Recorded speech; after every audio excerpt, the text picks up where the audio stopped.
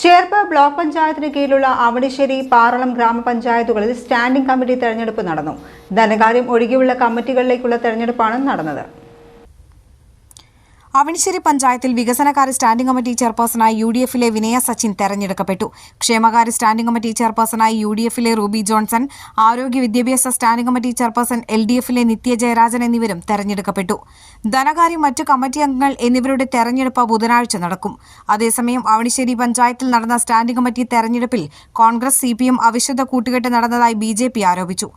പാർലം പഞ്ചായത്ത് ഭരണസമിതിയിൽ വികസനകാര്യ standing committee ചെയർപേഴ്സണായി UDF അംഗം റിൻസി ജൂബിയെ തെരഞ്ഞെടുത്തു. ക്ഷേമകാര്യ സ്റ്റാൻഡിംഗ് കമ്മിറ്റി ചെയർപേഴ്സണായി LDF അംഗം വനജ രാജൻ, ആരോഗ്യ വിദ്യാഭ്യാസ സ്റ്റാൻഡിംഗ് കമ്മിറ്റി ചെയർപേഴ്സൺ UDF അംഗം റോസ്മേരി അബേഷ് എന്നിവരും തെരഞ്ഞെടുക്കപ്പെട്ടു. നോമിനേഷനുകൾ ലഭിക്കാത്തതിനാൽ ധനകാര്യ സ്റ്റാൻഡിംഗ് കമ്മിറ്റി ചെയർപേഴ്സൺ തെരഞ്ഞെടുപ്പ് വെള്ളിയാഴ്ചയിലേക്ക് മാറ്റി. വല്ലച്ചിറ പഞ്ചായത്ത് സ്റ്റാൻഡിംഗ് കമ്മിറ്റി തെരഞ്ഞെടുപ്പ് ബുധനാഴ്ചയിലേക്ക് മാറ്റി. ചേർപ്പ് പഞ്ചായത്ത് സ്റ്റാൻഡിംഗ് കമ്മിറ്റി തെരഞ്ഞെടുപ്പും ബുധനാഴ്ച പൂർത്തിയാകും.